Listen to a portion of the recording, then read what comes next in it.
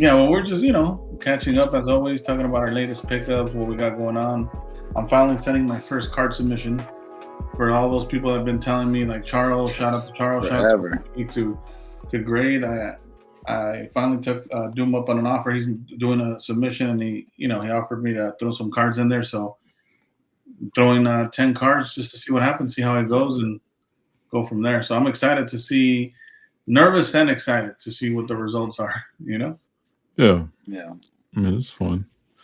It's Yeah. always fun. I mean, it's not fun paying the fees and then getting shit grades, but it's always fun to see if some of those are get tens. Yeah, It's the whole chase.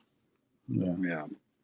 I'll No, be honest. definitely. And elusive, like for a long time, I know we busted his balls because he's like the last one to grade anything. And it's like, dude, like if elusive would have been early, and I get like the theory because obviously, like, we talked about that a lot a while back, but in the mission to pick up, like he was gathering and not like submitting. But if he would have submitted and like done both at the same time, you could have flipped some pretty major cards, like at a high grade, because you ended up Yeah. selling them later, you know. Yeah.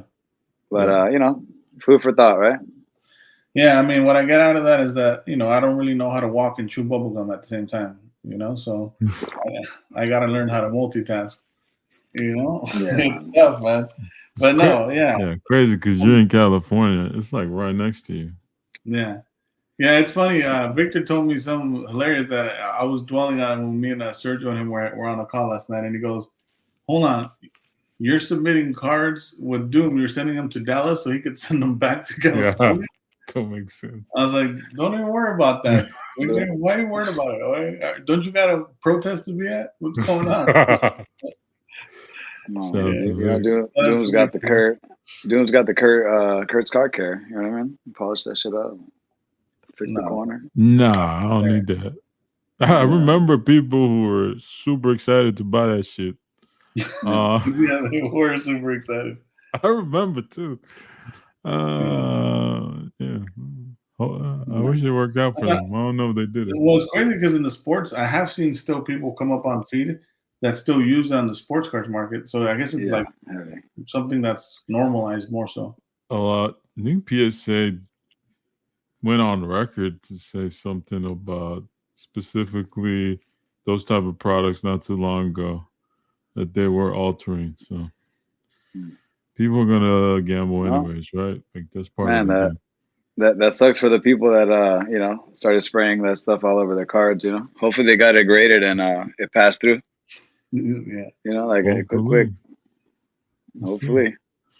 Hey man, some of these cards, you gotta forget the grade. You just gotta look at the card.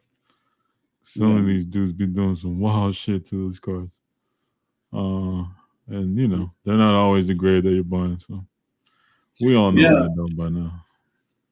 Yeah, one thing that was on my mind as well is like shout out to Michael Salzer, Cool Card Life. He put a little clip up that he actually got to pull one of the Jim Lee pack pulled autos from the '92 Impel X-Men set.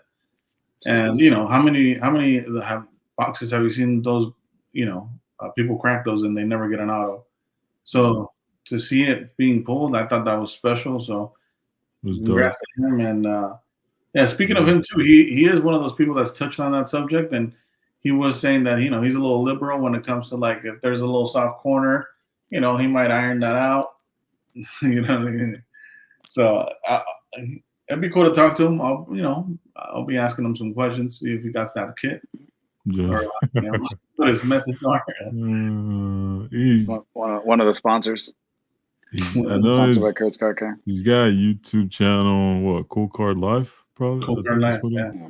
And I think he's done videos like cross grading from BGS because he's one of the Becca guys. BGS to PSA. Sometimes it works out. I think sometimes it didn't work out. So yeah, people want to check that out for sure. That's always like a conversation, right? The whole like BGS, PSA. Well, on that note, he is like what Doom said. He is known as the BGS guy. But what I like about people in general, regardless of what they go for, is like their consistency. Like he's been consistent about BGS. There's a lot of people that were promoting SGC, and then all of a sudden, they're not grading with SGC no more. You know what I mean? Yeah. You know who you are. Yeah. So yeah. We had that moment in Marvel for sure. We're having a fun episode, Sergio. My bad. Hey, shout out Vic. You know who you are. Oh, wow. I didn't say any names. Shout out Vic though. We talked about it. We talked about it last night. Shout out to the homie Vic. Yeah. You wasn't the only one. You know, shout out to all the UFC collectors who came into the Marvel card game. Oh, that's right. Shout out to Brian. Shout out to Brian too. Shout out to Brian. Yeah. You know, speaking of Brian, I got a little scare for him. You know what I mean? Like for a second, his account was gonzo, and I was like, "Whoa!" He ghosted out. You know, and then he's back. He's back. It seems like something happened with his account. I guess he broke some community guidelines, whatever those are. You know. Oh wow. Yeah. Maybe Watch out.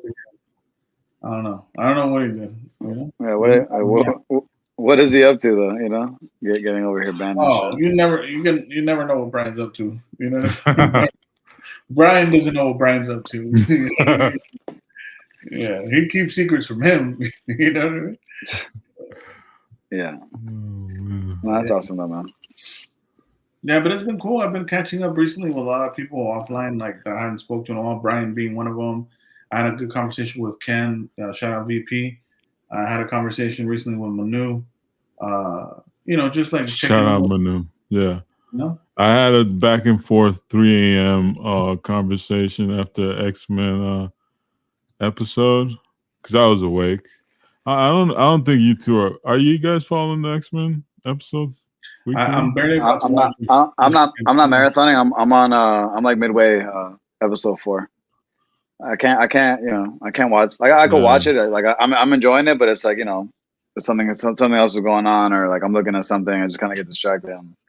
I'll cut off. But I am on episode 4. You know, it's dope, bro. Once you get episode 5, yeah, I'm about to binge watch it tomorrow, most likely. Episode 5. People watching they know what's up. Yeah, you know me. I was up to like 2 o'clock just trying to stay awake and watch it, and I saw Justin put in a video. I think it was with Merle. Was it Merle Cards? Yeah, the guy slabs with great curator dude. Yeah, he did a video and Justin showed the jumbo cut, and I had to shoot Manu a message like, dog, you were wrong about these. You know what I mean? Yeah, these are dope. And Manu, he don't let stuff go. You know what I mean? He's like, wait, I never said they were dope. We had a whole back and forth though, but it was fun. Yeah. I mean, these conversations are interesting. Like all of a sudden, I have like 4 voice memos. Oh wow! Like, Manu, if you notice, he just gave it away though. He used the exhaustion method. He exhausted you over a long period of time in order to, get the W. Oh no! Next day, I woke up and I responded. Yeah, we had a good conversation. Shout out to Manu. Yeah. Yeah. It was good. It was good. What about you, Sergio? What are you talking about? The big the bigger like splash page cut? Yeah. Yeah, they're getting real creative out there. With the super creative. Look, I understand. Like his whole thing was like, Upper Deck license it. Now it costs money. Like you can just go rip a page from a book. Listen, I've been saying it forever now. You guys keep buying the comic cuts. I'm like, bro, you could have bought that comic a couple times over. You know what I mean? Yeah. Just saying. But I don't know. Like I told him, look, man, you can buy a raw book. You can buy a graded one, right? Yeah. You buy a graded one. It's for value. It's to value and fake rarity, right? I guess you can technically say this. Yeah, 100%. 100%. Same with comic cuts, and yeah, I can go get a book and cut it up, but it ain't worth shit, right? If it's from Upper Deck, it's got some money in it. So. On that, that's true though. That is 100% true, because I know.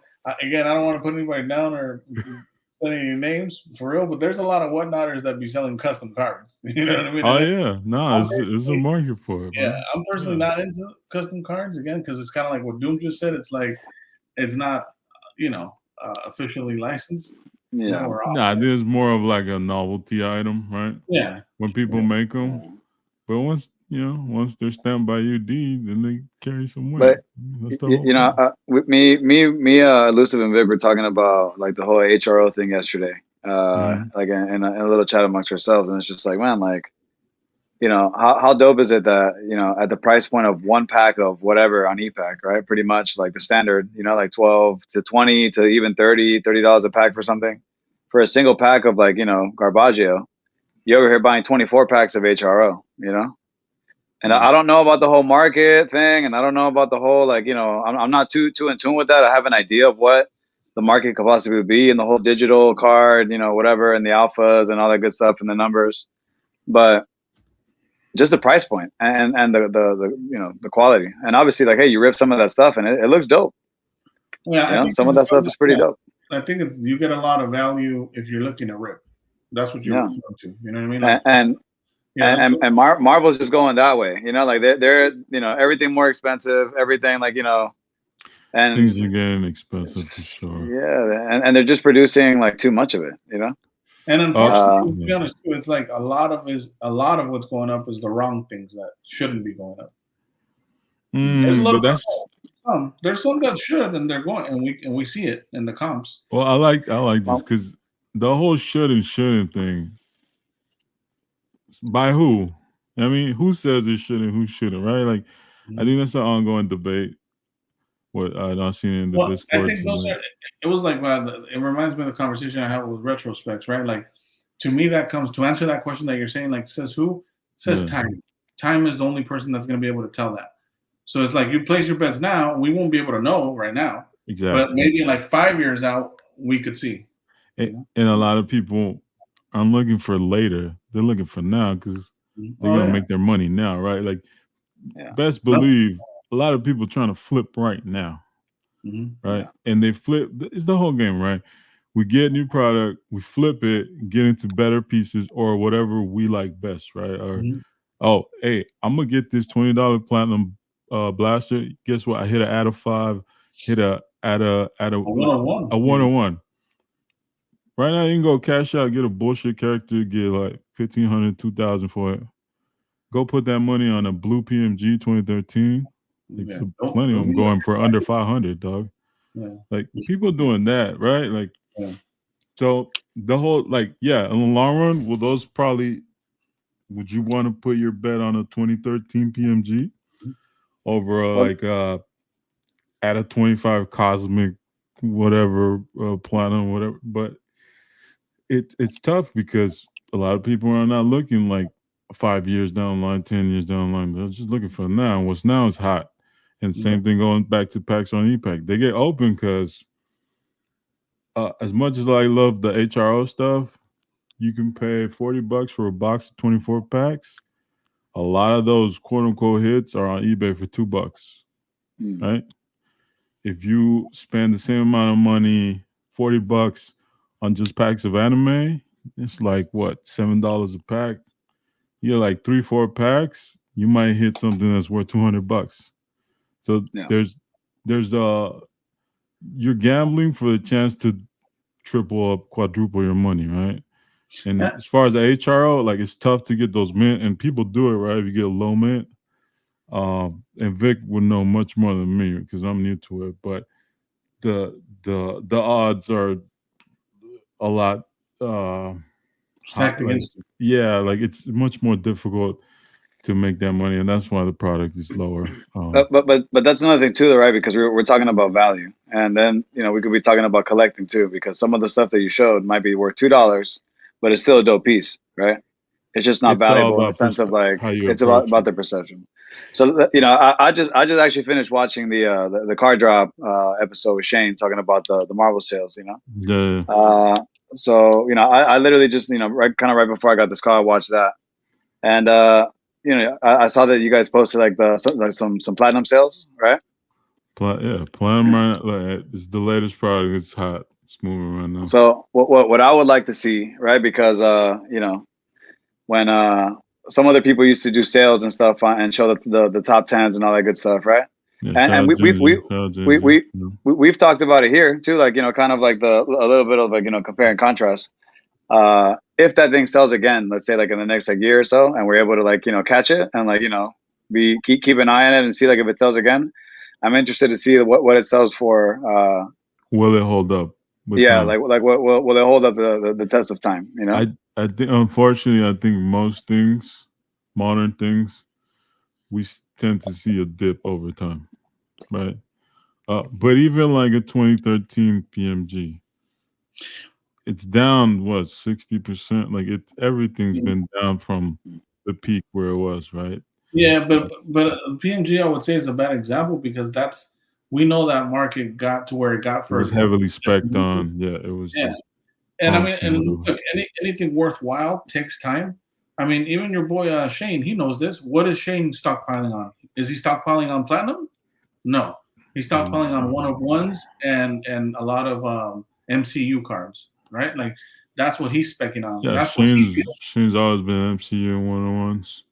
There you go. But it's not a popular thing, right? Like that wasn't popular for a long time.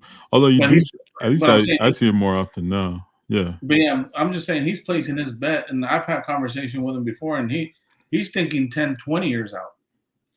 that's So the to your thing. point, It's there is about the people. perspective and approach. Yeah. Yeah, most people are collecting for the now and flipping for the now, but there is people like Shane, people like LaMonica, people like a lot of people we know in the hobby that have been not trying to sell, I and mean, even to their own detriment. LaMonica. I Shout mean, out to LaMonica. Mm-hmm. The shit he's still holding that he probably was tempted to move. Mm-hmm. It's a lot of PMGs, a lot of Justco stuff too. Even that, like we've seen tier 4 cards that were probably what $500 $400 for tier 4 is now going for under $200, under 150. Again, and that's not every card set though. Like Flareums out of 30, Peach Momoko auto Flareums like Psylocke, and those probably are up from what Yeah, I used to see them. Like yeah. The last Thanos out of 30 auto, I did think I believe did 180 or 170 on bids, which yeah, is not crazy, but I mean that's a good amount if you think about what other stuff is going for 170 right now. yeah. mm, And So that's the fun part about it. Like people like to play the game, what they're after and what they're moving, and place their bets. Right, a lot of people like to grab stuff they think is going to go up. and by the way, that's what these moments are that shape the market for the hobby we're in. Because if you think about it, right now that mostly everything is down, people are like you said, getting to place their bets and coming in at good price points, what they consider to be good price points, and every time the market does that, right, where certain things get too high and then there's a correction. Think about it. Every time there's a correction, what we're really doing is fine tuning the prices. Yeah.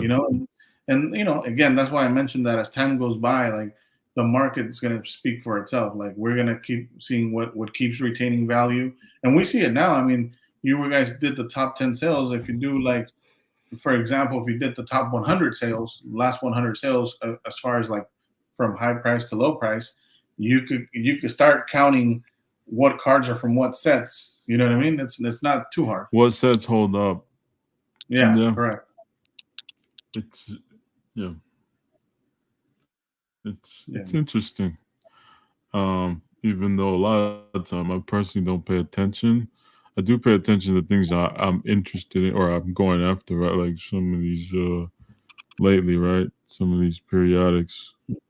Um, and that's how I track it, the it, prices for things that are interesting like that. It's just something I like, but there's a lot of people who collect and they also like to track all this shit down too. It's like the second half of the collecting side that we don't really talk about is like, Mhm. yeah, not technically. There's not a bunch of real investors. I mean, there's guys in there, right? There's guys who treat it as a hobby and it's entertaining. But a lot of people like to place their little bets here and there, like, oh, let me corner the market on this, let me corner the market on that. Um, Mhm. I don't understand. Like lately, there's been like these fearfulness of like investors. To me, it's so tiring. It's like we've had this conversation every year. Like how many times are investors good or bad for the hobby? Shit, is it gonna pop up, right? Uh, I'm sure in the comics, it's always a discussion. But I even saw it for like I forget. I think Jim Mint, the statue guy, the guy who Yeah. collects statues, was talking also about uh, investors in comic books and like graded keys and stuff. It's like I don't know. I don't know what's on. I don't know if it's the eclipse. I don't know what's going on that people got talking. Bringing up that conversation again. But it's man. I look at it. I'm confused. Like I thought we already went through this. Yeah. Like how many Well, again, people it's actively in the hobby don't flip? Few, if any. few. Yeah. Like Yeah. so, are they? Is it But it also, again, necessary? Yeah. we always talk about this too, right? With everything, or at least I bring it up. It's like degrees. Yeah, everybody flips to a certain extent, but like at what frequency? Like how many cards are you selling a week versus the guy who's just Yeah, selling of course. to trade up his collection naturally, you know? Well, what are the reasons why people sell? Usually, they need the money. Mhm. 2, they're moving into something else that they're bored of, whatever. So they're just Mhm. transferring items for new items. Usually, Mhm. the money's going back into collectibles, which is a good thing. Yeah. And the third one would be it's a business. You're just making money. Mhm. That's your whole end point. Some people feed their families with it, right? Mhm. Like for a lot of people, they've done it and they've been open about it. Like Mhm. I at least appreciate that part, right? Whenever we talked and you were doing a bunch, just 100%, I'm a flip because I'm gonna make my money this way. I respect that over people who tell me, "Hey, I'm a collector," da da da, and then they still try to stick me up. Mm. What are you doing? Like, come on, Well, I mean, you just described a wolf in sheep's clothing. You know what I mean? bro. Plenty of people in the hobby have done it, right? Throughout, Mm. I've been here 3 years and I've seen so many cycles of people doing it. Who are we fooling, right? Like, it's so again, the whole conversation is up, and it's a sensitive topic right now. But I like at the end of the day, it's part of the whole experience of the hobby. You need money coming in and out. You need breakers to break. Yeah. You need collectors to collect and keep their shit Mhm. and be interested in new shit. And it's a whole ecosystem. So But isn't that what some of some of these people that have been doing it for a long time in the hobby like wanted, right? Like they wanted to bring in new people, right? New people, new money. That's what you wanted, you know. well, You attracted a few people. if you want growth too, like this was gonna happen with growth, right? It gets more popular, it gets more people and curious, and and people will invest.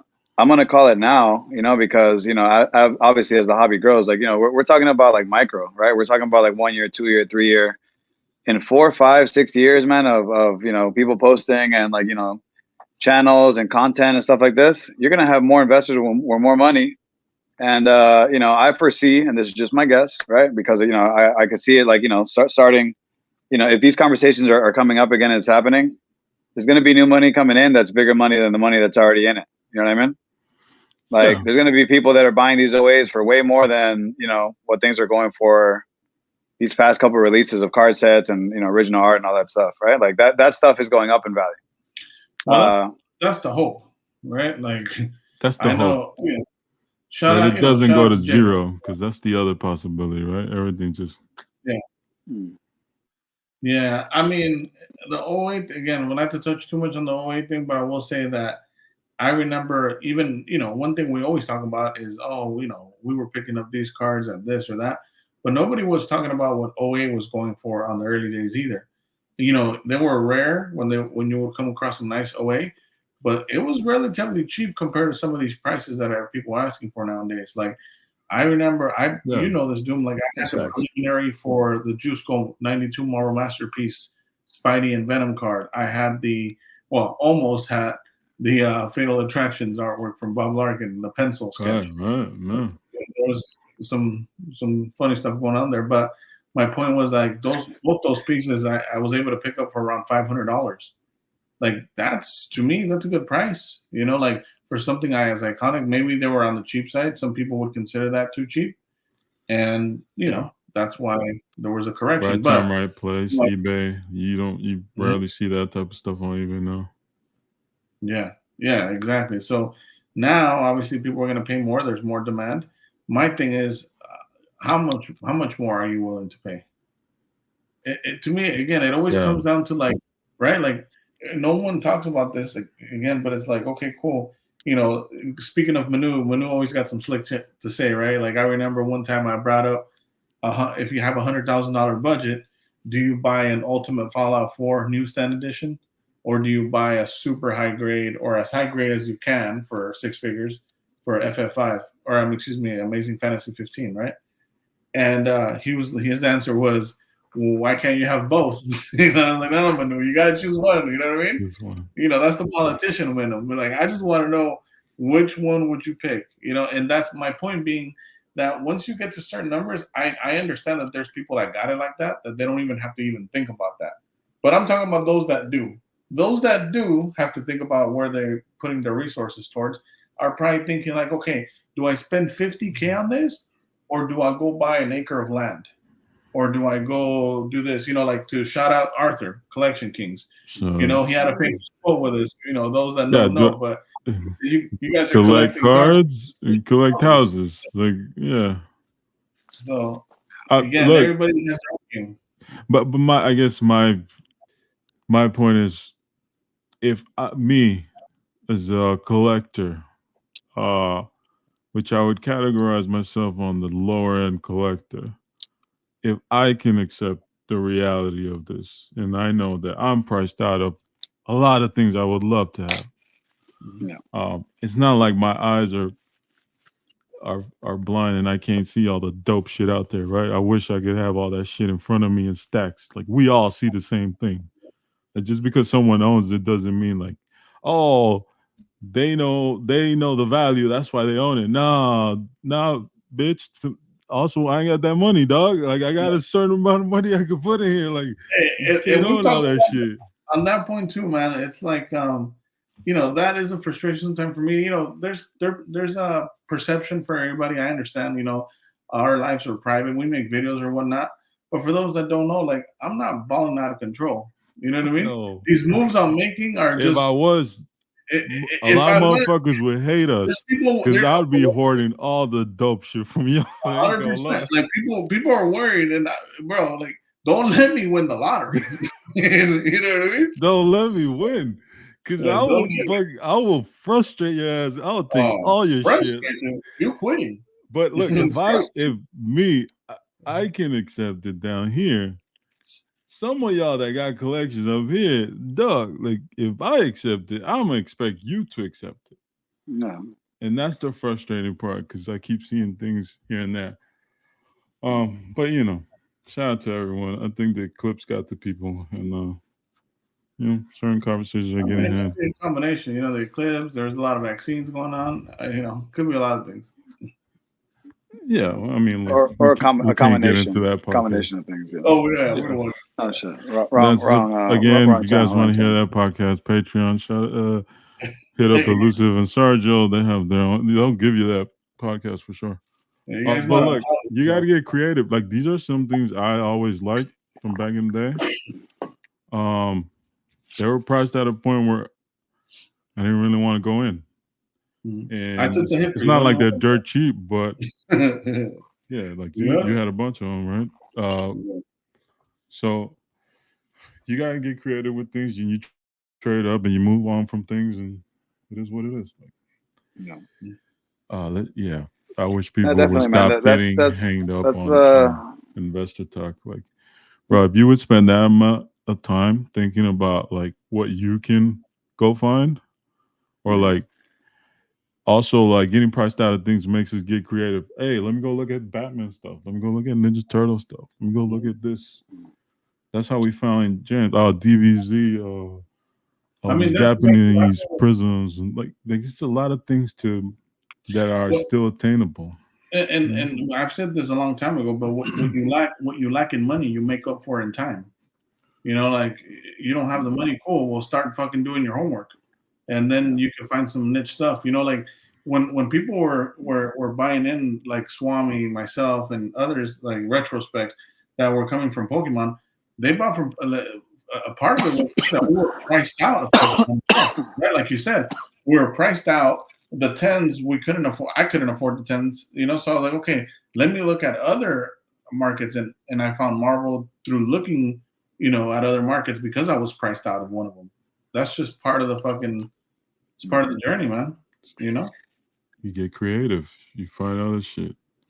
And with you know, like I think we've talked about this too, because it's like, for example, like some of the Marvel card stuff, the new masterpiece sets. Like, can I buy packs? Sure. Can I buy a box? Sure. But I always think about, like, you know, value of perception and perception of value, right? Like, should I buy this box for $700 and maybe hit, like, you know, like a lame out of 10, like, and have to like go through the process of like selling it and like doing all that stuff? Or do I take $700 and I spend it in stuff that's like a guarantee, like this is what I want. I want this part of my collection. Like it takes away all the gambling. Can you hit? 100% you can hit. The chances of you hitting, slim. I mean, it was very slim. And to be honest, things like that, like again, none of us really open boxes that much. So when I had the masterpiece experience, there were $500 I opened 2 of them. I don't think I'm ever gonna do that again, right? Like it's just. Hey, but hey, listen, he hit though. He can't even talk because he hit like twice, you know. Well, hey, and think about that. That's I got lucky. He got lucky, you know. But it proves this point more, because imagine if he's feeling that way and he hit. Imagine if he didn't hit. It's the thing, like $500 a box. No way I'm touching that. It could be my favorite shit. For me, I'm just priced out. Like I'd rather get those 500 and put into something that I know for a fact I'm gonna be able to get, like a sketch, a book, a bunch of things, a bunch of comics, just whatever. I'm never going into something like that. So I do agree. There's like the price point is affecting people to approach certain things, but then that's why things like platinum are popular. Yeah. It's $150, $200 a box, but people are opening a bunch of blasters, 20 a pop, and then some people are making money, and some people like, I'll buy 5 of these. It's $100, and I get 5 shots at one of ones. Let's just go. You get a number card, you get enough back. You won't make your money back. The majority of people aren't making their money back, but you get that itch to like gamble at lower stakes than cracking open a masterpiece box, which is like what, $790 right now, $800. I mean, also look, Hey, but those people that want to gamble, they could, you know, you could also go buy some scratchers. You know what I mean? And you probably have some of the same odds that winning. You go buy some loose packs on ePack for $7. People do that too. Oh, yeah. I don't blame. Like, yeah, go ahead, go throw $50 on ePack. Yeah. You might make your money back. You might double up. You might be stuck with a bunch of cards that ain't worth shit too. So I would only say, and we all know this, but for those that don't, like, the bad thing about ePack is that if you have any kind of an addictive personality, that's a dangerous place for people. But the hobby is a dangerous place if you have addictive personality. Yeah, for sure. It's just that's the instant thing, right? It goes back to what you're saying. People don't want to wait. So it's designed like a casino. Yeah, just, you know. Yeah, people be careful out there. But and there's people out there that are going to facilitate those transactions for you. You know what I mean? Like they're going to rip a box for you. Yeah. So yeah, I mean, you know, like I said, man, and you know, I know we say this shit a lot, dude, but you know, I always try to tell people, you know, check out people's pages and see what they have. Ask them how they obtain these things, and I guarantee you that, you know, a lot of these people that have like the nicer stuff didn't pack pull this stuff. You know what I mean? They bought it. And for all those, like, I bought 1 pack and hit this, I bought 2 packs and hit that. 99% of the guys, I don't believe you, dog. Cool story, bro, but I don't believe you. No way. Yeah. Some things are coincidental, though. You know, there's been some coincidental things that have happened in the hobby. My first ePack, I hit a sketch with 500. It happens. Mm. Never happen again.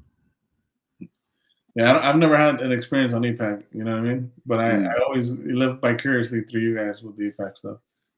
I just see it. Sometimes It's fun, but I know me. Going back to that, you know, I might be clicking on that button a little too much, trying to chase. You know? I don't see Elusive chasing an EPAC. I don't know, man. You know, I don't see I don't see you pulling it. he's just He- now he- getting he- chain cards No, graded. It took him 3 years to decide on that.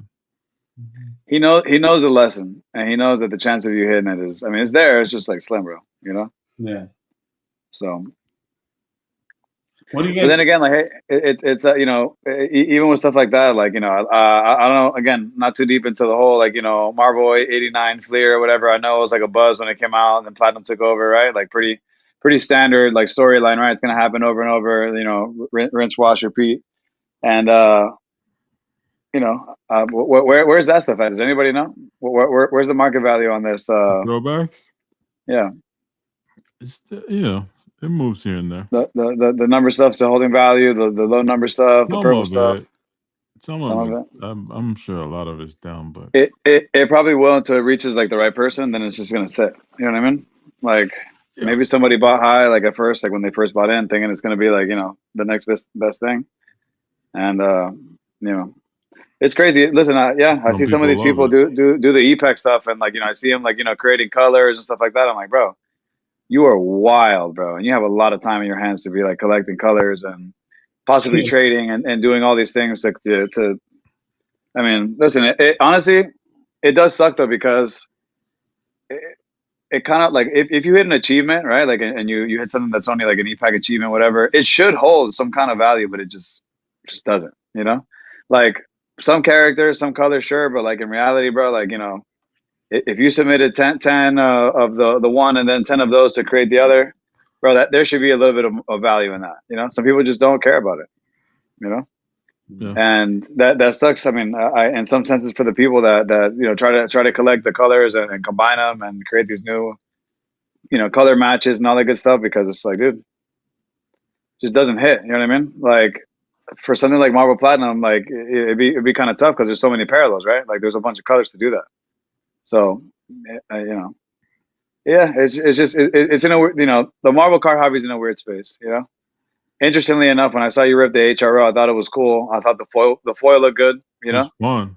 It was really fun. You know, it's a good price point. Again, like you might not hit, and you guys know this too. Like, yeah, I have a couple of, you know, number stuff, whatever. But I'm, you know, doesn't mean I'm not a fan of like some base stuff. And we've talked about this. Like, doesn't mean some of the art is bad. You know, like we all have our favorite base cards. You know, that are.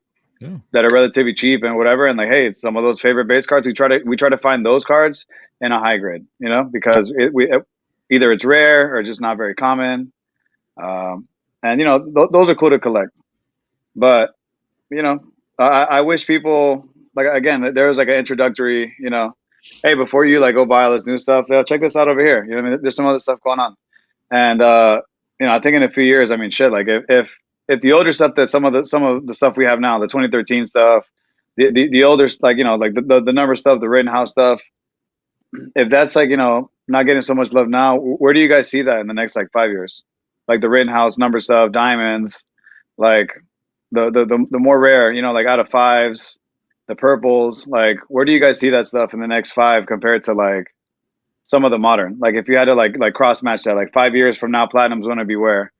If Platinum's over here, you know what I mean, and this stuff was like pretty premier stuff, like where is it in 5 years from now? Is it same level ish? Like is it higher than that? Like, and again, like, you know, who creates that value? The market, right? Like people paying for this stuff. The people decide at the end. It's tough. I think it's impossible to really predict where it's going. It's unknown. That's what also makes it exciting. No. You think there's a chance that some of that Rittenhouse stuff, or like the number stuff, just kind of drops and just people just don't care about it anymore? Yeah.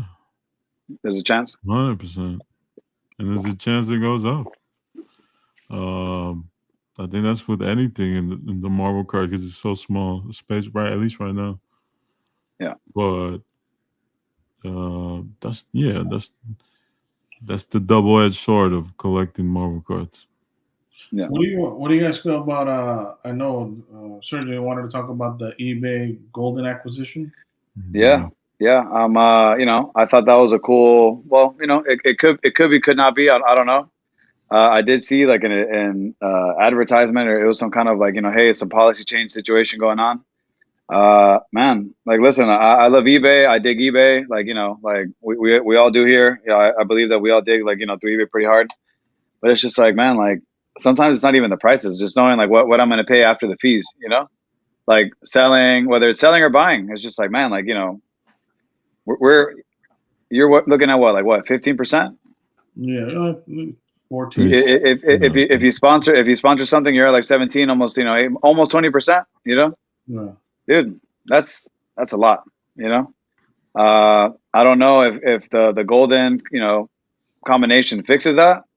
I know a lot of people, are talking about, a lot of different things like, collusion, right? Like, is there going to be collusion with, golden and eBay and like, all this other stuff? I mean, I guess for now we won't know. You know what I mean? Like, I hope that it heads in the right direction, and I hope that it actually helps collectors collect, right? Because, I know, like, I know a few people that have even told me like, hey, like, it's just getting too expensive, and it sucks to hear, because yeah, like, some of the stuff is getting a little bit expensive depending on what you're looking at, but for it to be expensive and then have to pay fees on top of that plus shipping for some of the stuff, hey, for us, international collectors, we're already paying a premium. I'm already paying like 25, $30 for a ship for a book that I'm buying at, X amount, doesn't matter, but it's still like that's a premium, and then the tax, it's just like you're getting hit twice, so. But hey, even with that being said, you still got to pick up, I have a sickness. I have my own issue, right? Like, I got to pick up certain things that I know need to be part of my collection, and like, I'm willing to spend the money like for it, but it's like, to see other people get priced out, it sucks. You know what I mean? It sucks because, they had maybe some dope stuff going on. Then it's just like, dude, I just can't do it anymore. It's too expensive. And, I feel that, hey, they got different priorities. And at that moment, at this moment in time, they're just not pursuing that, but it does suck, because like maybe like at that point in time, you lose a collector, right? Can I I was ask already doing dope stuff. I wanted to ask you a question on this for both of you.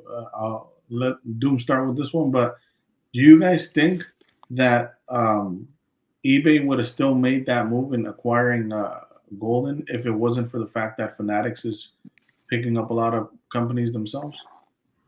Yeah, well, the acquisition was for they get Golden, right, as a auction house, and they give up their vault system to Collectors Universe. So the eBay vault is now going to be PSA's vault, which they had their own vault system. So it's basically like they're trading their own assets. Like, so PSA is now going to be the vaulting go-to for anything on eBay and PSA, and again linked to Golden too, right? You go, so you can grade something, it goes directly to your vault, and you can automatically post it on eBay now in Golden without having to have it shipped back to you. As soon as the grades pop, boom, you can list it. Yeah, they're trying to expedite. It looks like they're trying to Expedite. expedite the process as much as possible. They're trying to make it like, as quick as they can. That's like a sports card, like kind of move, because well, a lot of what I feel powers these auction houses and stuff is sports card sales, memorabilia, collectibles, Yeah, 100%. sports in general is where a lot of this big money stuff is. Obviously Golden is known for having, some of these rare items, and I think, yeah, I mean, maybe in that sense it does help collectors. Like, hey, open a box, ship it in, grade it, boom, snap sell it. And that's going to become a thing, something to look out for, especially like I know it happens in the Pokemon market too, right? For first to market, First to market. To bring that stuff on. So, which means people are gonna have to be quick and moving shit. If your whole game plan is break the modern stuff, get it graded first, and then move it for the highest, it gives you, it's gonna be more competitive because a lot of people are gonna be able to post right away. I do think they're doing these moves because of Fanatics pressure. I know Fanatics even announced like Fanatic Events, which is like a comic con style event for sports cars, right? Where they're gonna have, I believe, if I'm getting it right, I think I watched a little bit of Neo's video where they're gonna have like celebrities show up to events, and they're gonna make it like a 3-day, like a mega con type of thing, right? Um, but it also gets Collectors Universe to move. Like, you can't say there is a conflict of interest anymore. Their auction house that they had apart is now with eBay, so now you're square, right? I'm more interested in how the Golden auction house is gonna coexist with eBay. Are we gonna be able to bid on Golden stuff through eBay now? They might be able to do it like where it's ComC, right? Like stuff that is ComC is still ran on auction on eBay. Right. And have you guys noticed? I don't know if you guys got the update on your phone, but the UI gave a little update the other day, right, on eBay. Did you guys get the update? I don't know. I didn't pay attention. It looks a little different on my end. Like when you click on my eBay and stuff, I got an update the other day. I remember like hitting the update button on my phone, and the UI, like the way like it's presented, like your purchases, your watch list, all that stuff is now like kind of categorized. So I don't know. Again, hopefully it's in a good direction. I personally love eBay. I just don't love the fees. The fees, bro. We're getting slayed. You know what I mean? Like I don't see that going down. I guess I'm just gonna assume the fees are gonna go up. Yeah. But now there'd be like buyer premiums and shit added onto possibly. I don't know. I don't know, man. Because look, what these guys, because these guys are legit huge companies, right? That have a lot of backing. Like in any other market, these commission rates aren't that high. Look at real estate. No one keeps 15% of your fucking money because you sold a house. You know what I mean? Like same thing in the stock market. No one keeps 15% of your gains that did the picking of the stocks for you or whatever. So I think it's because again it's an unregulated market is why they're able to get away with fleecing us, really. Because we're the ones selling and buying. They're just facilitating that. It's almost like they're the comic book shop, right? And we're meeting up there to do a trade, and they want 15% because we did a trade in their comic book store. Bro, it's like when we were growing up, we went to GameStop. Yeah. Oh, you don't like your game? Oh, you want to trade it in? Yeah, let me give you $5 for it. Yeah. Hey, you want to play the game? That's where you got to go, right? Like if you're trying to get as many customers as possible, you can go try to sell Mercari. They killed all the seller fees. Yeah. Right, but the audience isn't there, so you got to. Yeah, so that's why I understand we're paying paying the premium for the access to their audience for sure, but there's also a limit again, and it shouldn't be no 15%. It's too much money in collectibles for people to stop using it, though. It's too much money. Yeah, don't be saying all that, but I get it. That's the reality, right? Hey, you're still gonna go buy that book you're looking for, right? Which one? Yeah, I'm gonna buy that book. Just any book, right? Like you're still gonna go get that. Yeah, you're still gonna sell your card that you want to sell because you want to go buy this. Yeah, all right. Well, here, pay me my 15 and keep it moving. Bro, that's what they're doing. Hey, look, that's what they're saying. The most interesting thing for me, Golden. Are all Golden sales now showing up on Terapeak on eBay? Do we finally get to see the comps all in one place? Now, more important even than that to me is, do we see more or less show bidding? That too. And are they gonna treat Golden like PWCC has PWCC auctions and then the Premier auctions? Which is that gonna be the Golden tab on eBay? I don't know. Yeah. It's gonna be interesting. It'd be interesting to see. It'd be interesting to see. It'd be interesting to see things that don't normally pop up in Golden's eBay to now be like popping up in Golden's auctions, and see how they perform. A lot of people choose eBay. A lot of especially like in our hobby, there's a lot of like intercollecting and trading. Like it kind of happens like behind the scenes, or in a chat room or in some kind of group. So yeah, I mean we'll see what happens. Honestly, like I hope it's good for collectors, and I hope that it opens up like new avenues of things that pop up and that we see, and it creates a bigger market. again, could be detrimental to us as collectors since we collect what is considered like a small hobby. But who knows, man? Well, only time will tell. And hopefully, it's a positive. And I mean, shit. I feel like if you gave us a little tax cut, I feel like we need a little tax cut on the eBay.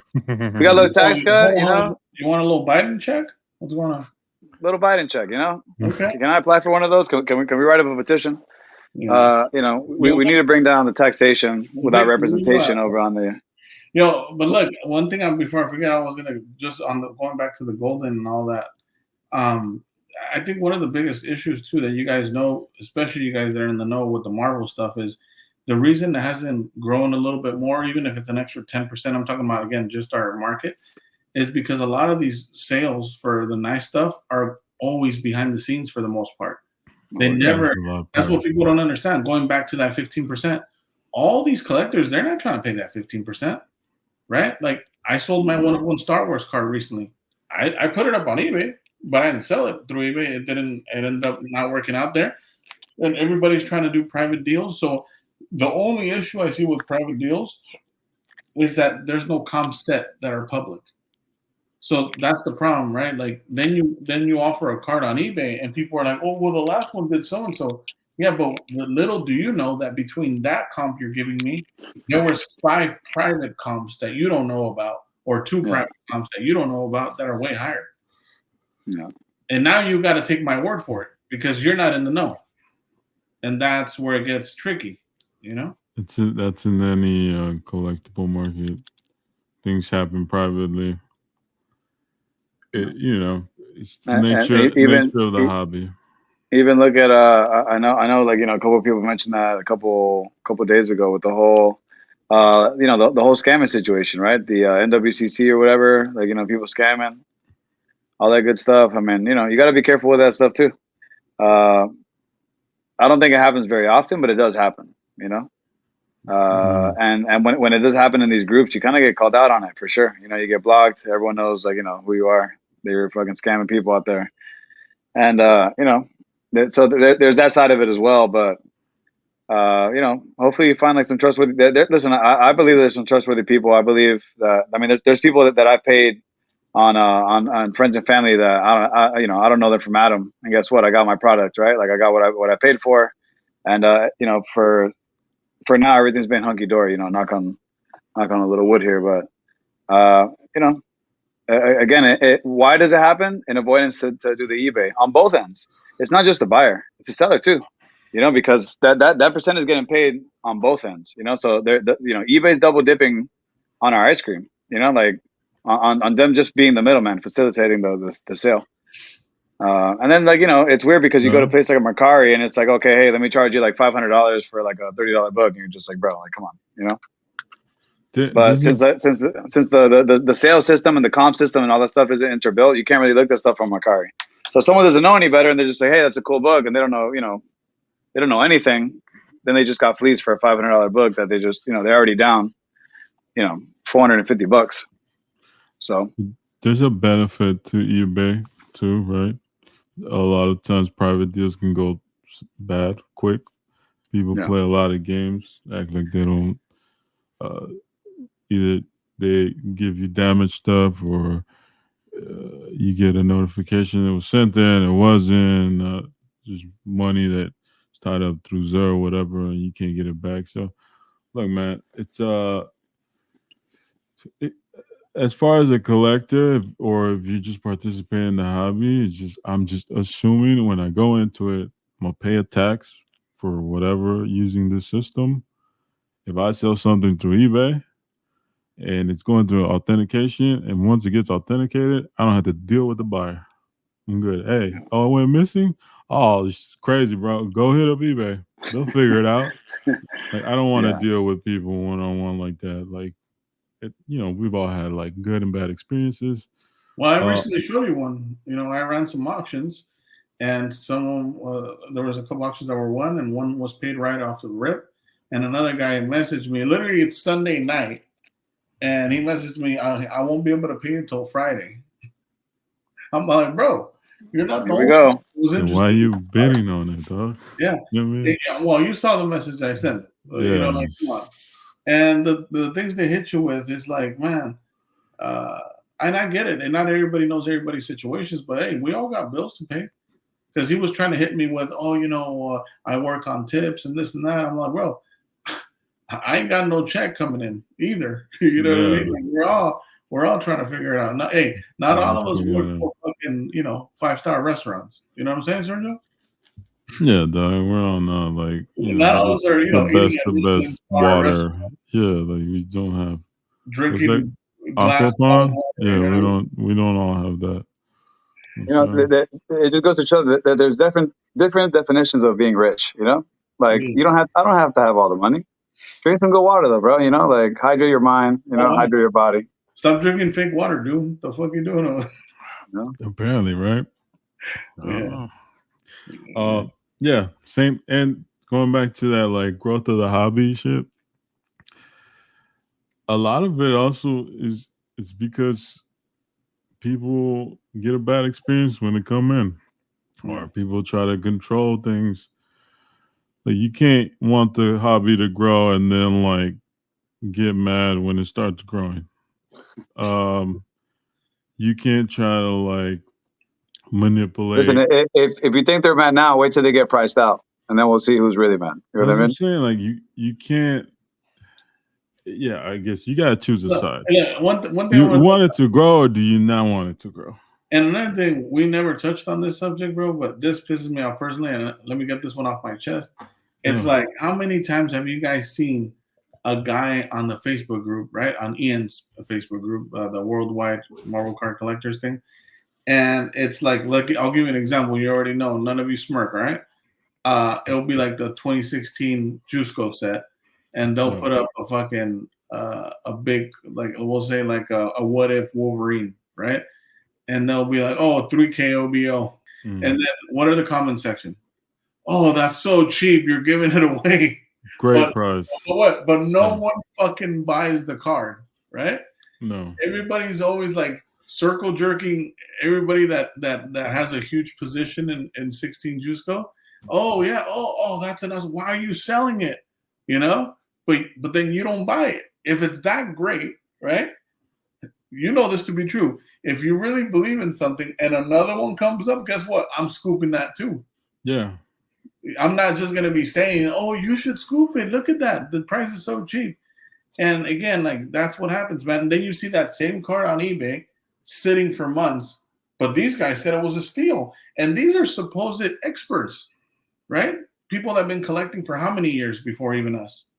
And they can't even gauge markets. A lot of it, in my assessment, right? So this is just my assessment for anyone watching this, like what I've observed, there's a lot of people been around a lot longer than me.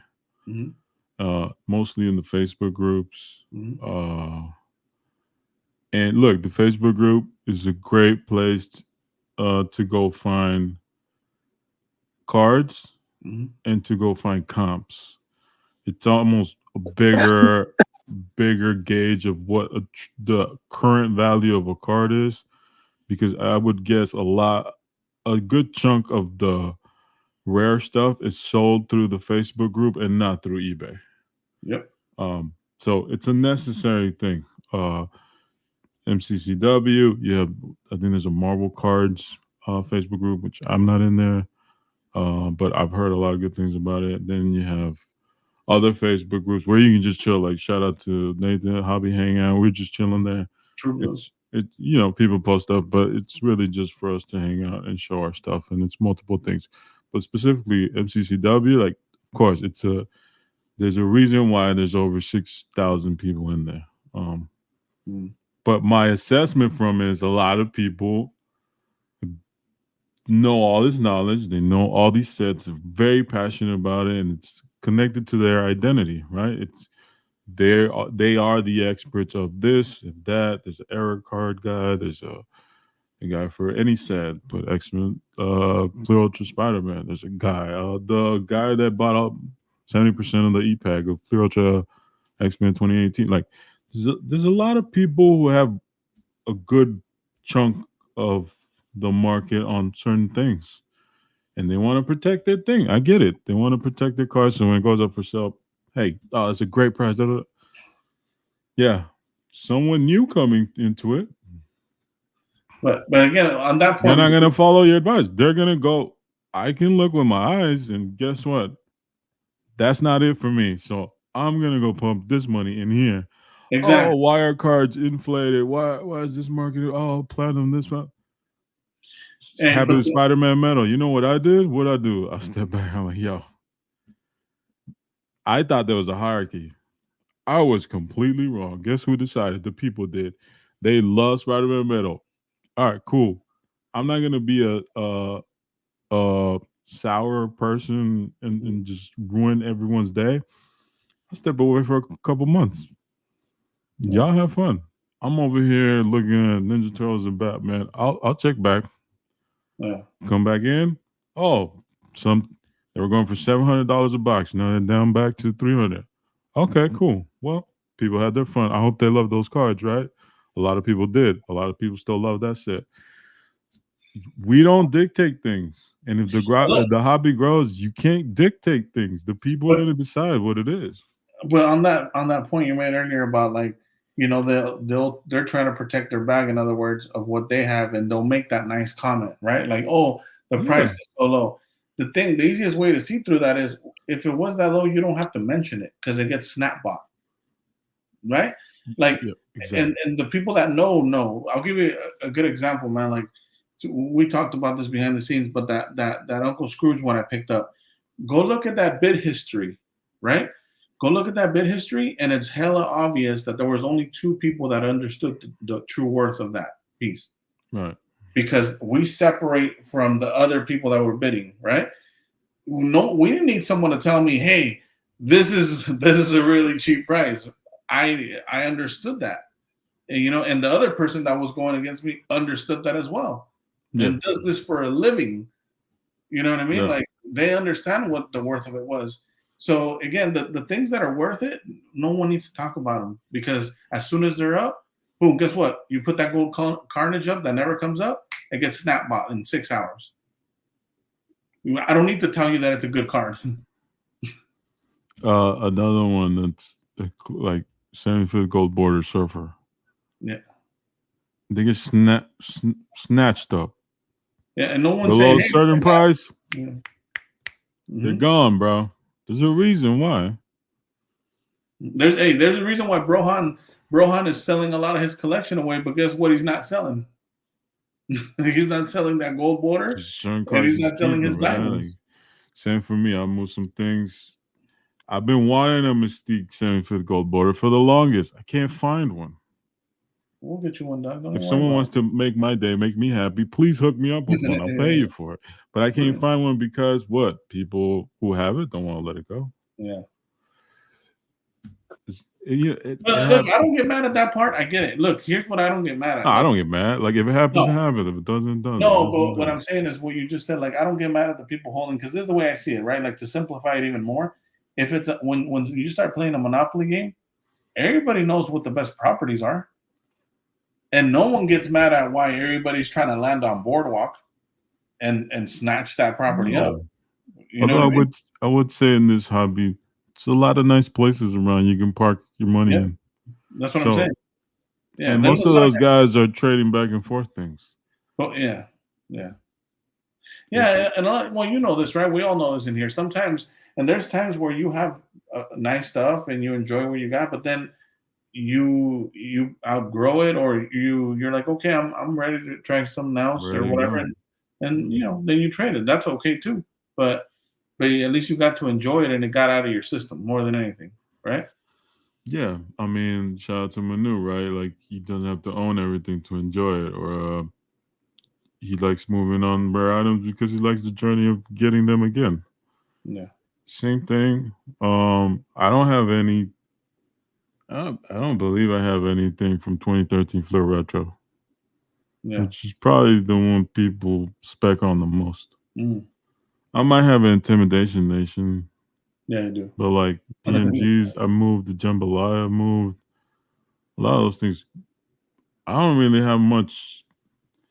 Like, most of my stuff is just the doom from beginning stuff, like stuff that no one else cares about much. I mean, this. Some would say, shout out Obi, that you shouldn't really be at Doom Card, right? They Yeah, say of that you should be course. at Card. By now it's like a running joke. Like, oh, you got any Doom cards? Yeah, And yeah, I mean, I don't have as many as maybe people think. I have a couple sketches. I have a couple here and there, but I don't have a lot of them. I got the right ones though. yeah, For exactly. me, You melted down all your gold, and you got to 24 carats. right? The way, and I love a lot of this new stuff. Like Sergio says, like a lot of this new stuff come and goes. I love a lot of it. I just, damn, bro, I've had the best of the best, and like, also you gotta. Again, we talk about it all the time. People probably bored. Like, you just gotta know what you're into and what you like and what you want to keep. And if you're doing some investing, hey, put your money on the right horse. Don't get caught holding L's. Hmm. And sometimes a lot of these people who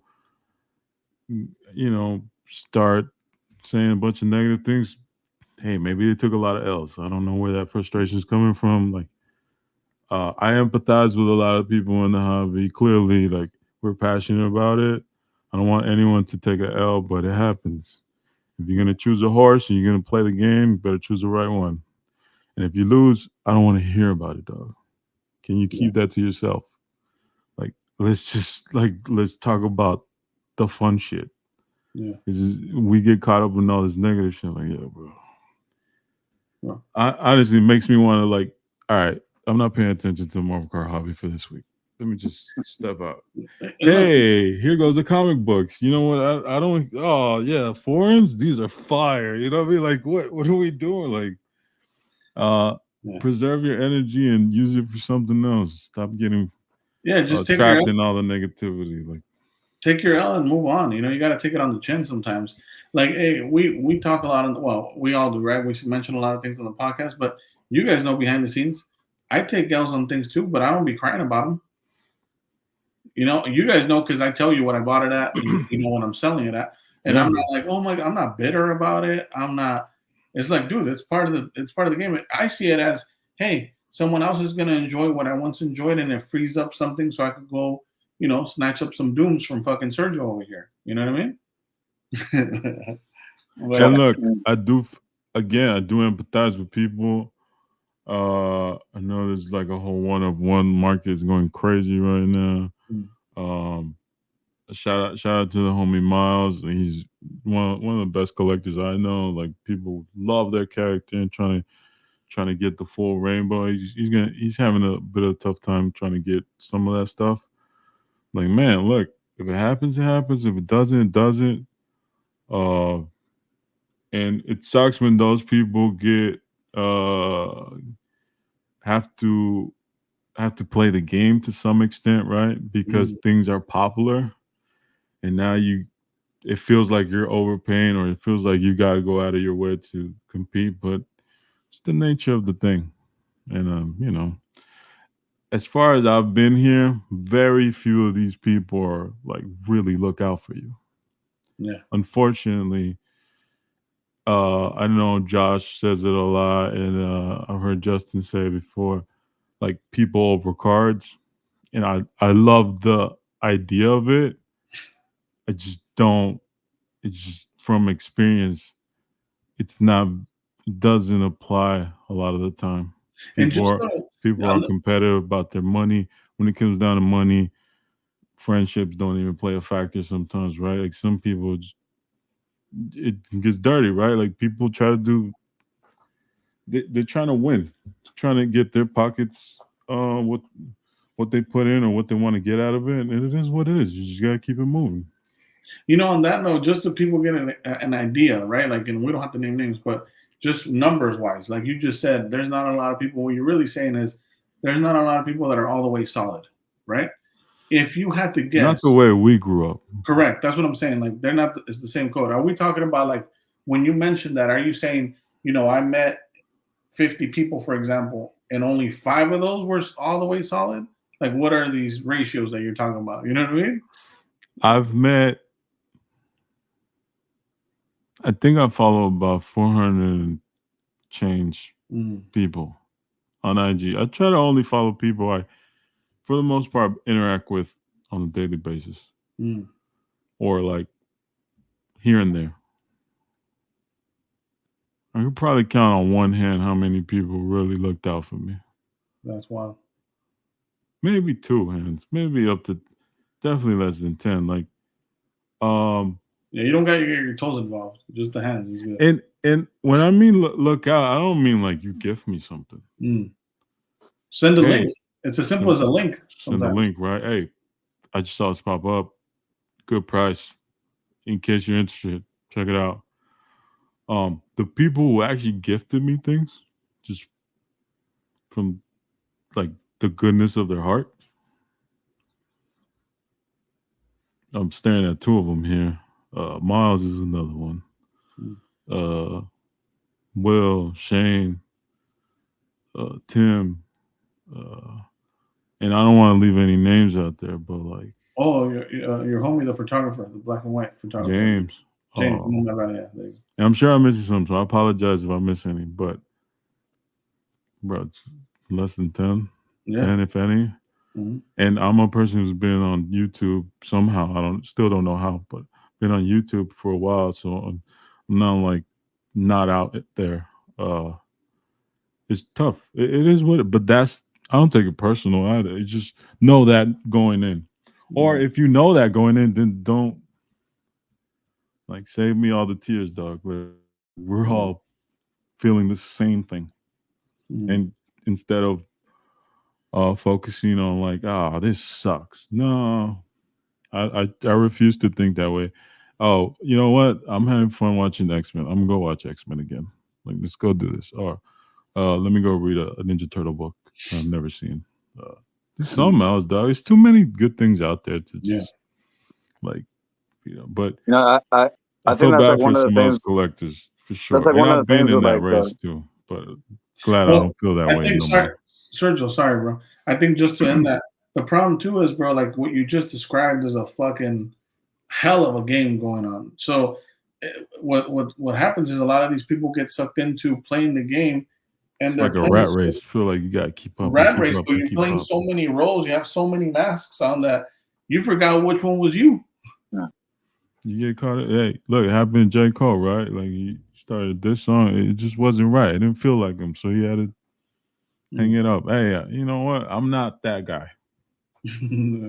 Sometimes we gotta step back. Like, am I just collecting to just collect, or Mm. do I like this stuff? Will I wait for it? Hey, if I don't have the whole rainbow, am I okay with that? Yeah, okay. Then let me be happy about the stuff I do have. Mm. Uh, but I don't know how many people are like that in this hobby. And I don't know if that's just a hobby thing or But I like like maybe a lot of like just in general people have troubles with that uh addiction to collecting. I don't know. No, I think for me, what you just said, it comes down to like focused on what you have versus not focusing on what you lack. That's in life in general, right? Like, regardless of what your financial situation is, are you grateful and happy for what you have in your life? You enjoy it? Right? Yeah. Yeah, that's what it comes really down to. Fuck collecting too. It comes down to like, are you really enjoying what you do? Like, do you, or are you just focused on, oh, I missed out on this. Oh, I didn't get that. Oh, I haven't found this. Because Uh, damn, dude, if you just live that way, that blows. and shout out to Vic.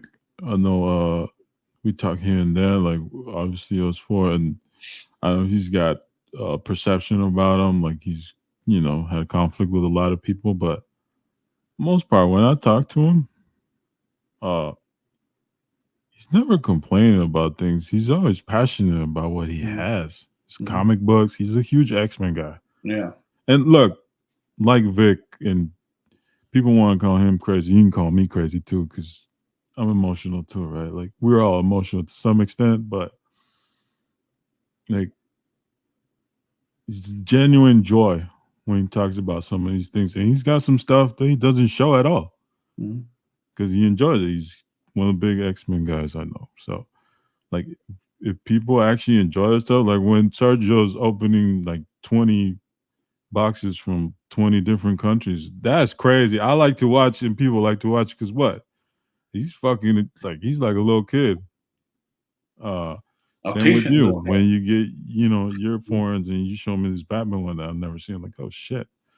That's why we do this, right? We do it for that joy, for that hunt and that adventure that we had as a kid.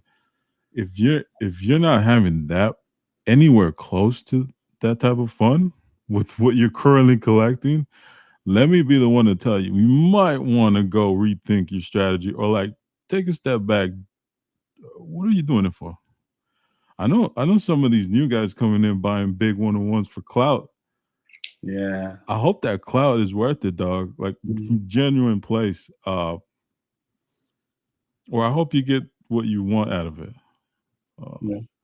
Because people chasing that, a lot of those people end up paying a lot more money for what they want, or what they have. I mean, so and yeah, on that note, you see a lot of people. We know a lot of people that come into the hobby and they notice people like Subby, they notice people like Norin, and they go, "Oh, I want to do that." That was me for about 3 weeks. You know what I mean? yeah. And right away you figure out, oh, I'm not gonna get to that level. That took years of fucking digging for shit, and I'm not. Discipline.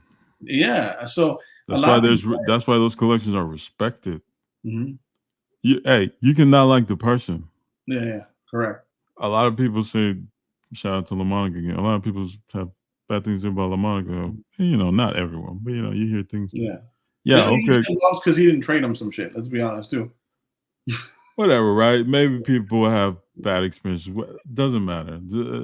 Look, enough people are gonna hate me and love me. Like we all get it, right? The collection though is respected. If you really like this hobby, if you like the Marvel cards, you see that. There's nothing else you can do but respect it. Yeah. It's what it is. Yeah. That guy was cracking cases while he was at war. In Afghanistan. This was crazy, you know what I mean? And he still got them. Wait, while Sergio was cleaning the AR, this guy was cracking 2016 boxes. You know what I mean? Crazy, bro. Pretty much. That's Salute crazy. I'm never gonna hate that guy. Now that we're almost an hour and a half in, let's start some of the shout outs on this point. No, shout out Brian, Amazing Spider guy, right? He's one of those guys that's been ahead of the curve a lot of times as well. Like now he made some great plays, right? Great timing on his sale from his purple PMGs during the peak. But like his foreign comic collection from AF-15 is dope. He's into Japanese toys. Where he's get everything. Yeah. And that's a guy that doesn't really, and he's a photographer, and he don't really post that much anymore. He's just enjoying his hobby, doing it his way, collects, picks up what he wants. He's regardless of the bankroll though, one of the things we still share in common is you still got to set up those blue dots and wait. Because this ain't Best Buy. You can have the money. You can't just go at the cart. You're gonna have to wait a little bit for some of these things, So absolutely, yeah. I wanna give a quick shout out because we talked about gifting and sending that link. I'll be honest with you. I've connected with a lot of people in the hobby in the last 3 years.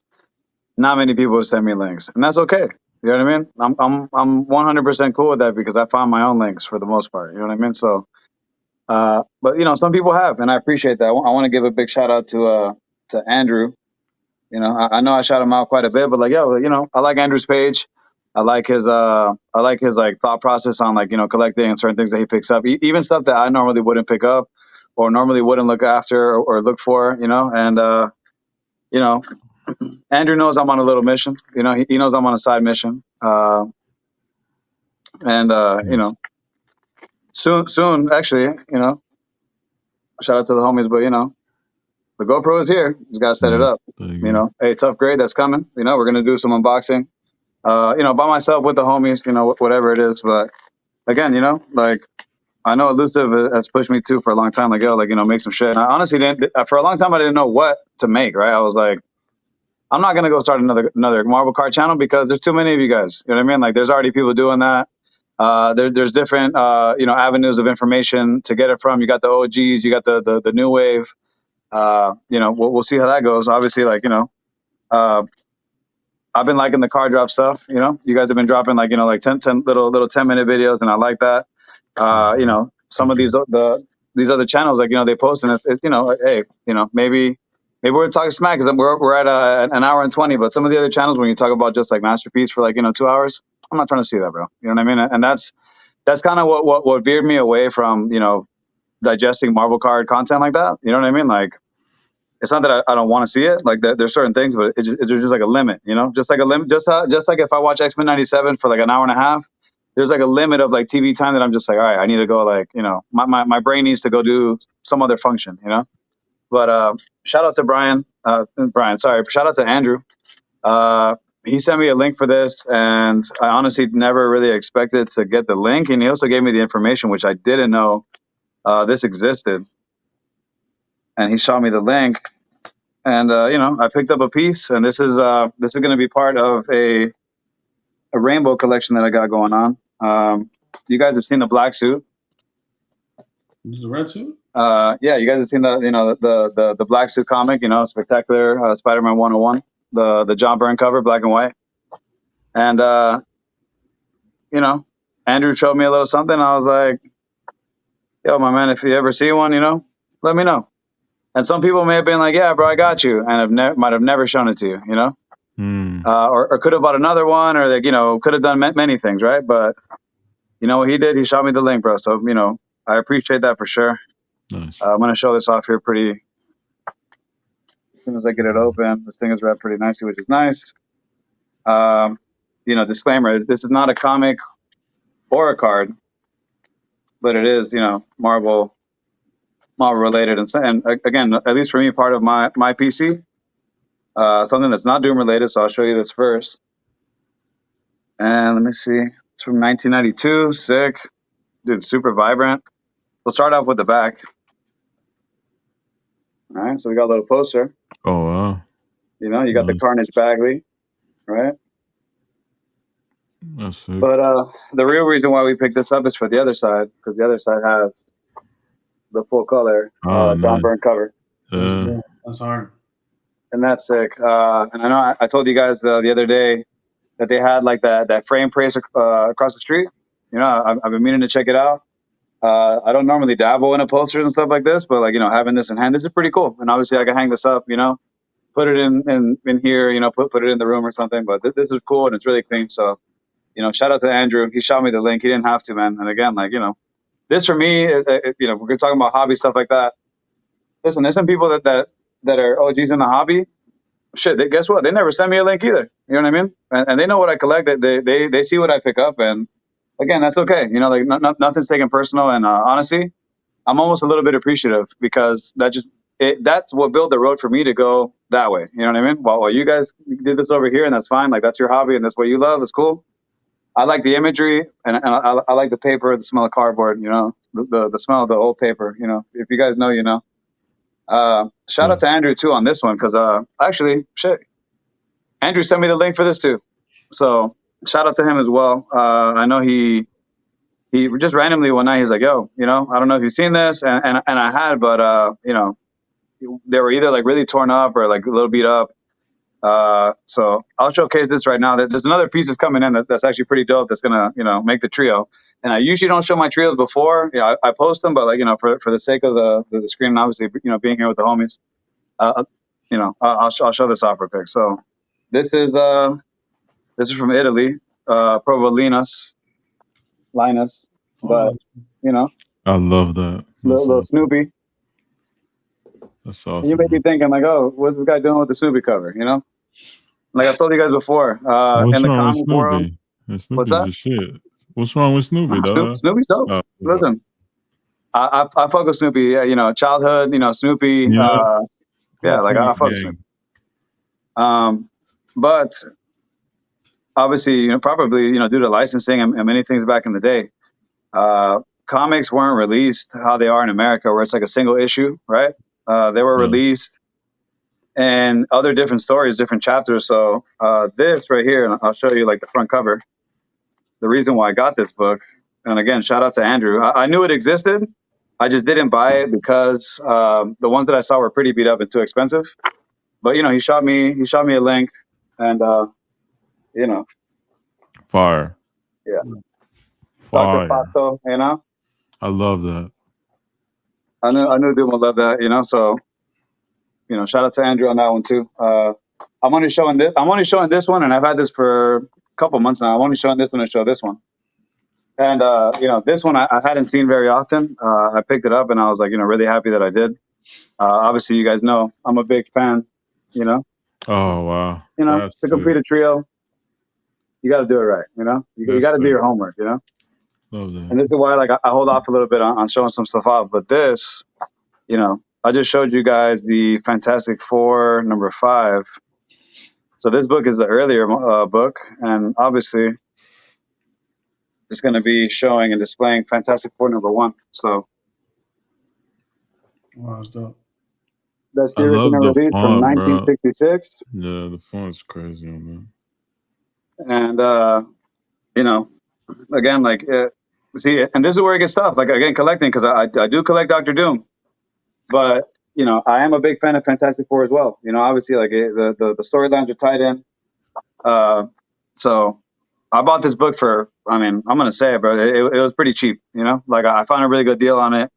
It's one of those things where I feel like collectors don't really know what they have sometimes. You know what I mean? Or like a seller, in a foreign country, doesn't really know what they have. I also bought something else that I'm probably not going to show today. I showed Elusive. There's a couple of production pieces from some film festival in France. I'll give you that hint. I guess if you know, but I don't think you will. I've never seen one. I've seen one in the U.S. and it sold a while back. But I'll show that at a later time. But again, two of those things, big shout out to Andrew. And the dope thing about Andrew, look, we don't even have conversations every day. It's just hey, I might post something, he might like something. I might, it's not like a everyday situation. But again, just even the fact that he might see something and be like, yo, send that link, dude. I appreciate that. And on that note, before we move on from Andrew, anybody that would like to see Andrew do Cards and Coffee with me, please comment. I formally invited Andrew. He said he's thinking on it. He's trying to bust an Obi on me now. I told him, hey, man, we could do no audio. Shout out to Obi. But yeah, man, I had to talk with Manu. I was like, hey, man, I need to have Andrew on. What do you think? He goes, yeah, I think he'll do it. So, Andrew, don't be letting Manu down, man. He said, don't let Manu down. Let's have a good conversation, man. I've been looking forward to talking to you, getting a little bit inside your thought process and on how you pick and curate your collection. But yeah, man, shout out to Andrew for that reason. Yeah, and for sure. Listen, we kind of have a mix up too, because some of these podcasts are just audio, and some of them are video, and you know what I mean. We have a little mix up. Sometimes, it gets a little spicy with the no cameras. Sometimes it depends. But we're down to do that too. I've had a couple people that's always a concern. Hey, I don't want to show my face, and and in some sense of we get it, we understand it, and we just want to talk, want to have a conversation, break down the mind a little bit, see what's going on. How, that to me, especially being in the hobby and watching some of the interviews, early on, was a cool thing is some of the interviews where the interview is actually pretty good, right? It's a good interview. And it digs into the mind of a collector. Why this, why that, I don't do this, I do this, I don't do that. I dabble into this, stuff like that. That's the interesting part, because again, I've always told people, and we talked about it today, growth, evolution, right? Things have to evolve. We have to evolve as collectors. Again, there's going to be a point where I run out of Dr. Doom shit, and it's going to be some other stuff. What that's going to be, I don't know. Will it be Marvel related? Probably, most likely. It definitely won't be DC, and if it is, maybe some Batman, but who knows? As of right now, I don't know. I'm again, continuing to have fun in the hobby, watching you guys pick up your stuff too. Hey, the Donald Duck stuff, curveball, kind of obscure. Didn't really expect him to pick something like that up. But it shows me that he's doing other homework, which is good. You know why? Because he's not cracking Marvel Flip Ultra Avengers, and he's not cracking, some other stuff that's going on right now, No. There's nothing wrong with cracking that though. No. I didn't say that. Yeah, that's just not. No, I'm saying there's nothing wrong. No, I didn't say there's anything wrong with it. I'm just saying, instead of putting funds into like different cookie pots, like he's going for a good cookie pot, you know? Oh, nice. Yeah, pick that up. That's sick. Yeah, dude. I need to buy bags and boards for these. And it's clean, man. And you know, Elusive asked me the other day, he's like, "Oh, how come some, bro? They're not the same size." And it's fucking annoying because they're sometimes they're longer, sometimes they're different sizes. Yeah. Dope. Dude, I'm about to go on eBay and flip like buy some of these extra bigger sizes and just stack them in fives and sell that shit on eBay for like, you know, a couple bucks and just like, you know, it's a lot. Like, dude, if you buy one like 100 pack, bro, you're never gonna use them. You know what I mean? So you're trying to split one? Is that what you're saying? We'll split one. Let's split like a 50, bro. Like a 50. Yeah. I got some shout outs too. What you got? Shout out to Louis Alonzo. Send me the sketch out the blue. Shout out to the homie. I know he's been trying to do more sketches. Again, we talk about one of the few people who just gift me stuff. The homie. And I don't remember exactly which ones, but shout out to Ryder, Boy William, and shout out to Brian Ipolwire. You got some of these platinum. They hooked me up with some of these Doom and Mystiques because they know I like those. That's dope. Shout out to my boy Will Melfi. He hooked me up with some gems that I'm missing. You know what I mean? I got a couple of Mystiques. Okay. You know what I'm saying? All right. And this was sick, bro.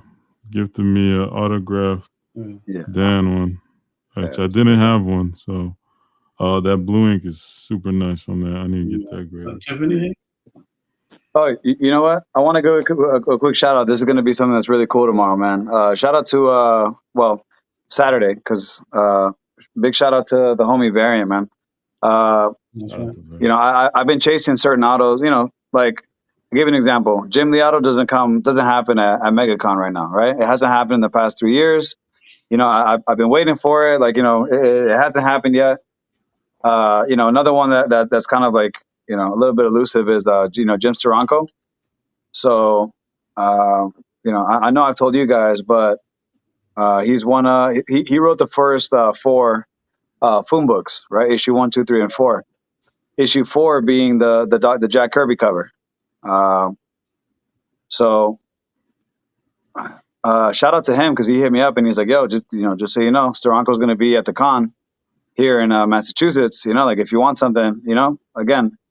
Talking about people that like, you know, give and, you know, receive because, hey, you know what? Maybe I'm giving him info or maybe I'm giving him something. And he's like, hey, you know what? Like, and it's the same thing. He knows what's up. Like if I go to a con and he's like, hey, I want a cig, dude, let me know. You know, it's just a matter of letting me know and we'll make it happen. I think we need more of that in the hobby, you know, like instead of like, you know, feeding off each other and shit like that. Like, you know, we need to, you know, kind of combine forces and help each other out a little bit. That's, you know, just putting that out there. But he's going to get me a Jen Steranko auto tomorrow, which is because he does pop up at other cons. He just doesn't pop up in my area, right? He doesn't pop up in my vicinity. So I gave him my issue 4 Foom, the Jack Kirby cover, you know, to have it, you know, clean press, all that good stuff, and get a little auto, which is, you know, that book I bought multiple times. You guys have been part of that process when I bid on that book or I bought that book and multiples of it. And now it's kind of gone up. And hey, you know, whatever, great. You know, it's gone up. But to me, just like I've talked about, like, you know, when we talk about like end games and stuff like that, if I could get a possible yellow label, I'm gonna try. You know what I mean?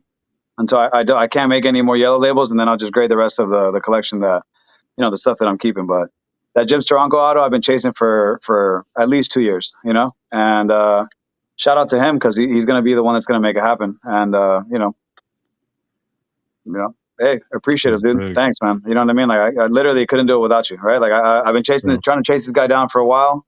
And, you know, Same thing with with Tim. I hit up Tim the other day. I said, yo, Tim, look, like I don't want to ask for favors, dude. Like, just wondering if you're gonna go. If you are, let me know where your itinerary is so I can like just get like maybe like a little something, like a auto, like a little something, nothing crazy, And as much as I don't want to ask for favors, like I appreciate him, like saying like, yo, dude, I got you. You know what I mean? And that's the dope part of the hobby, because some moments haven't been so nice, right? Like some moments haven't been so fruitful. Some moments haven't been, yeah, I got you. Like some moments actually have been, yeah, I got you, bud. You know what I mean? Like pay that amount. So it's okay, but you live and you learn, right? Like, and that's a fun part of the hobby too, because you learn in the hobby and you learn in life too, man. It's not just about like what I learned in the hobby. Like sometimes just like, let me not do that again, like, or let me be a little bit more cautious in this type of play, So, but again, just appreciate it for those people that it's not about doing the favor. It's just like, yo, man, let's make it happen, And that to me, like that's collective love. Yeah, so I appreciate that, For sure. Yeah. Yeah. My last shout out is VP again, just to show this. I did a trade slash, like a deal with him pretty much, but this was my end on the trade. I had been looking for this for a couple of years now. There was always a blue dot there for it, but yeah. I was finally able to add it to the little quick strike trio, and happy with it. And thanks again, Ken, for the trade, bro. Like, there's going back to what Doom was saying. For me, what I judge people on as well is like, how easy is it to work with them to make the trade happen, or any deal in general. And same thing with Doom said. I could count like maybe 10 people that I've been able to successfully made a trade with, And so to all those people that I've done successful trades with, shout out to you guys. You guys know who you are. Yeah. Tim was actually, how I first met Tim, Off-White Tim was a trade I did with him, and it was a little three-way trade unbeknownst to Doom. They didn't know each other as of yet, and we, there was a Silver Spectrum storm involved in that trade. Off-White Tim remembers, so shout out to Off-White. That storm was nice. Yeah. You had I two. missed that storm. Yeah, the storm was nice. I had some good storms. I had Jim Lee storm. Yeah, that was a crazy one. Good times, man. Yeah. Doom switches up his females. You know what I mean? He likes to switch up the females. He's like Baskin Robbins with collecting his girls. A little Rose, a little Mystique, a little Storm. Yeah, it's mostly X-Men. People watch that X-Men show. Trust me, Manu. I know you're watching, bro, dog. Listen, Elusive's the worst. Elusive still hasn't even watched Loki. And I'm like, yo, that was a good one. He still hasn't watched Loki. X-Men is Loki levels good right now. Okay. But he doesn't even know. He don't even know what that is because he hasn't seen it. Well, are we talking about? We can't even talk about this because Manu hasn't even seen Iron Man. So what are we talking about? That's fine. Look, I respect Manu. You don't want to watch movies? Don't watch it. This is X-Men, dog. We all grew up with it. Yeah, for sure. You gotta Loki, like, especially if you love it. If you thought you liked it, go watch it now. Talk homage to Akira, homage to Spirited Away, homage to the Miyazaki stuff. There's a lot of anime homages in here. Like, this is different. Like, okay, I can't say. I want to say more. Yeah, don't. But I can't. Yeah, I appreciate you. And right when you think someone's like, oh, they're doing so and so dirty, they flip it around, dog. Okay. I am excited about that because I've said that shit in a podcast a couple months back. I'm like, bro, X-Men, Marvel needs to come back with the animated stuff, and I thought it would be a hit, and it's obviously it is a hit. I don't know if it's the nostalgia, right? Like if it's the cartoon effect, which is what I wanted, right? Like I wanted them to bring back the vibe, that feel, and they have. But it's definitely modern. This is like anime mixed with cartoon, like. Yeah. Hey, on that note, do you guys have any updates on when that the Bruce Timm Batman series is coming back? I'm waiting. It's supposed to be this year. Okay. That and supposedly the Spider-Man animated show. They've been thinking about bringing that back. Well, again, X-Men planted the seed, and now they're going to remake everything, right? They're going to remake. I'll give it a shot, I guess. Like, I never watched the card. Look, I'm not gonna hate. I'm gonna give it a shot. Yeah. I didn't watch the OG. I don't care to watch the OG. I'll start. You should watch the OG. You should give it a shot. You should give that a shot. Maybe. I think. Talk to me next week. Maybe like you got to Oh, remind me. I'm gonna end it with an anti shout out. Actually, hold on. Oh, anti shout here you go. I can't look. I was trying to be nice the whole episode, man. You know who asked me any anti shout outs? First thing they asked me, guess what it is? Who? Shane. Always interested if there's anti shout outs. Shout out to Shane. Yeah, shout out to Shane, man. No, anti shout out, man. Retrospects. You know what I'm saying? Like we were sharing a couple pickups. You know what I'm saying? He kind of did me a little bit dirty, but nah, it's more like a jealousy. Yeah. Nah, I'm just giving him shit. He picked up a trunks that I have been looking for a minute. So shout out to the retro. Yeah, Doom saw a pick of it. It's a crazy. I was. Shout out to Swami. Swami showing some Goku stuff. You know what I mean? Y'all ain't the only DBZ boys. No. Some respect on Swami, dog. Yeah, he could put. I mean, you could put respect on the Swami's Gokus. You know what I'm saying? Like I collect Trunks and Vegeta. But anyway, what I was saying was on retrospect shit, and I was like, "Come on, dog, I'll talk nice to you." You know what I mean? I'm trying all the tactics. You know what I mean? But nah, shout out to you, Retro. That was a great pickup. But he was nice enough to let me know if he ever moves it. I'm first in line. Yeah, that's what they all say. They all say the same thing. I mean, you're not lying. Dude, man, what happened, dude? Like, let me just explain really quick, dude. Sorry, bro. A lot of people say that. And well, see, that's why I'm documenting it. You see what I'm saying? Come on, Sergio, what are we doing? But you can't tell them to play, bro. Come on, like. I tell them to play. They still don't listen most of the time. You know what I mean? Like, come on. I do want to sign out with a little bit of advice that you guys didn't ask for, anyone watching. But just food for thought. Don't let people know your plays. Keep those close who really appreciate you and you know who it is. And how about you cherish those people? Stop fucking around with people who are gonna do you dirty anyways. Just that. Hope everyone gets what they're looking for from this shit. Well, that's some suspenseful ass shit. All right, man. No, I'll just in general, I had a lot of conversations with the homies this week. And, it's hunting season out there for a lot of these cards. So bro, like play it safe. Don't get caught up in the FOMO too. Stay woke. All right, Peace. You guys have a good night.